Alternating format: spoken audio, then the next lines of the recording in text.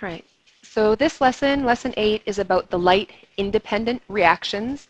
And just like the first part, it's not a mistake that I said reactions plural, because photosynthesis is not one reaction, but actually a whole bunch of reactions. And the overall thing that we write with the CO2 and the water and the glucose and the oxygen, that's just like the sum of a whole bunch of chemical reactions that have happened. The light-independent reaction is called that because it is independent of light. That means that light is not required. So that word independent up here means that light is not required. Light can be present. This reaction will happen regardless of what is going on with light. So it doesn't have to be in the dark. It can be in the light. It just doesn't matter if light is there or not. Very frequently, I will call this the Calvin-Benson cycle because that's how I learned it, and sometimes the way you learn it is the way that sticks. Like with the first part of photosynthesis, where you could call it the light-dependent reaction, the light reaction, or photolysis, if you are telling me about it, it doesn't matter to me which name you use. This happens in the stroma of the chloroplast. So if this is a chloroplast, and we have a bunch of thylakoid membranes that together are called a grana. The stroma is the stuff that surrounds it. Okay? So these things are the thylakoid membranes, and together they're called the grana. So we're talking about the space surrounding those things, not those little membranes. Now, sometimes when people talk about what's actually happening in this reaction, they'll refer to it as carbon fixation. CO2 is going to become a carbohydrate. And so the word fixation doesn't mean like we're repairing CO2. It means we're adding something to it. So if you look at what's happening, I'm taking something with carbon and oxygen, CO2, carbon dioxide, and turning it into some type of carbohydrate. And we know from our previous lesson that carbohydrates have carbon, hydrogen, and oxygen. So what did I add? I added hydrogen. And we said a couple of days ago that when you see hydrogen get added to something, it means that reduction is happening. So the point of the Calvin-Benson cycle is to reduce CO2.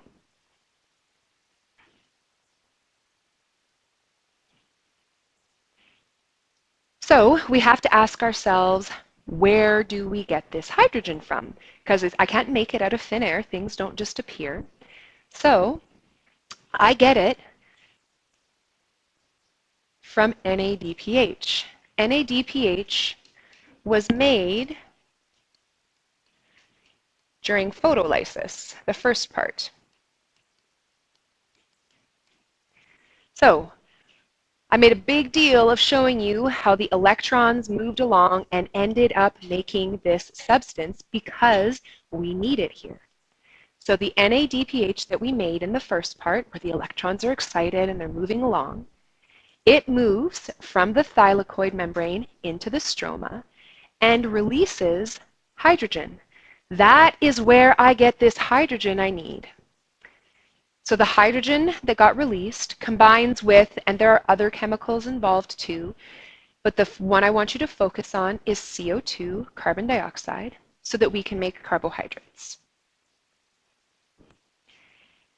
Now the other molecule that was a big deal that we produced in the first part of photosynthesis was ATP.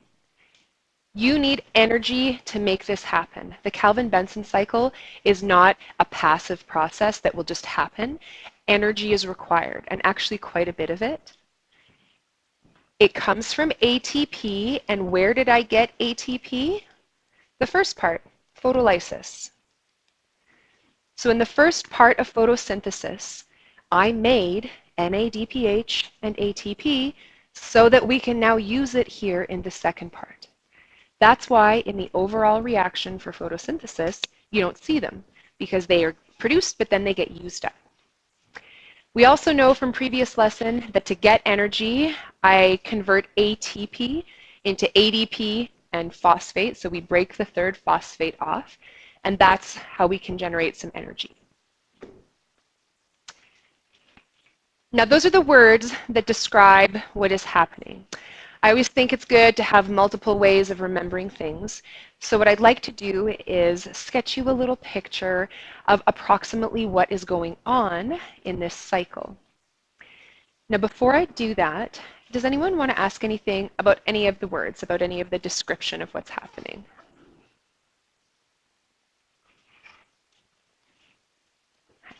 So like photolysis, we are going to simplify the Calvin-Benson cycle by not making you remember every single detail of what's happening, but rather trying to look at the big picture.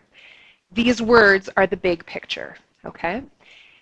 On the next slide, you'll see is a diagram of a very detailed version of the Calvin-Benson cycle.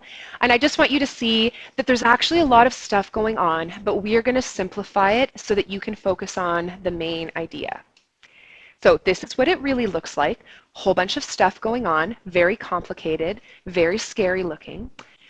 I'm going to make a more basic version of that picture so that you can get the main idea of what's going on. So I'm going to start with CO2 at the top.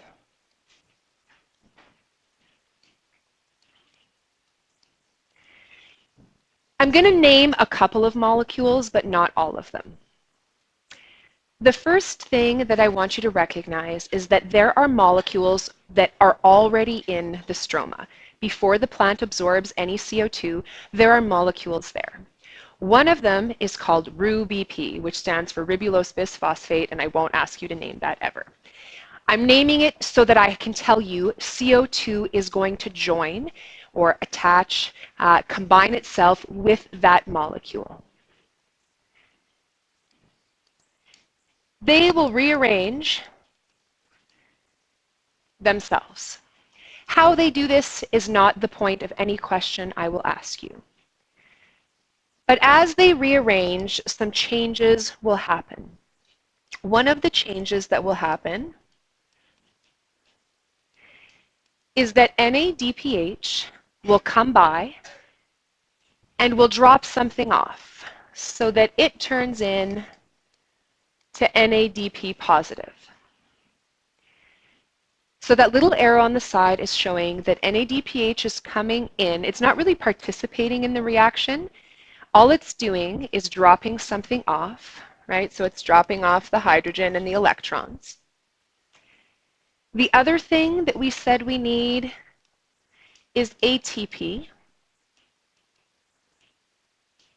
And just like with NADPH, it's not really participating in this rearrangement. It's just dropping some stuff off. So we're dropping off the phosphate group here. So CO2 gets absorbed by the plant. It comes into the stroma of the chloroplast, and it joins up with RuBP, this molecule that was already there. Then some rearranging happens. The molecules rearrange a few times. NADPH drops off hydrogen. ATP drops off the phosphate. Eventually, we end up producing some molecules. I'm showing the arrow splitting because not all of them are going to continue in the same direction. One of these molecules, called G3P, it stands for glyceraldehyde 3-phosphate. I won't ask you that. One of these molecules that I get because of all this arrangement is going to leave. This molecule has 3 carbons in it. And I'm mentioning that so that you can see something about this cycle. That's not the only copy of G3P that there is. There are more copies. And the rest of them are going to use a bit more ATP, just like before, and regenerate my original RuBP molecule so that it's always there.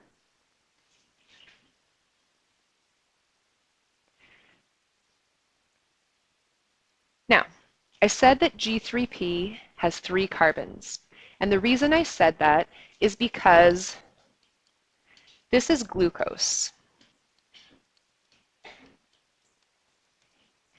There are 6 carbons in glucose. So if I'm going to make glucose, how many G3Ps do you think I need to make it? I need 2.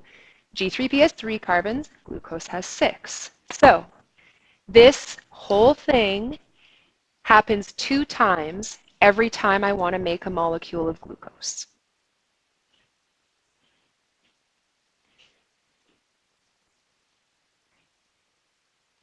Now, what I didn't put in this picture was how many there are of everything. There is more than one molecule of CO2. There is more than one molecule of Ruby P, but I'm not going to ask you how many of everything there are, so I'm omitting that detail. So hopefully you can see the big picture. CO2 comes in, joins with what was there. Using the 2 molecules we made in photolysis, we get reduced with that hydrogen, we get energy from the phosphate, and we end up producing G3P. If we do this twice, we get glucose.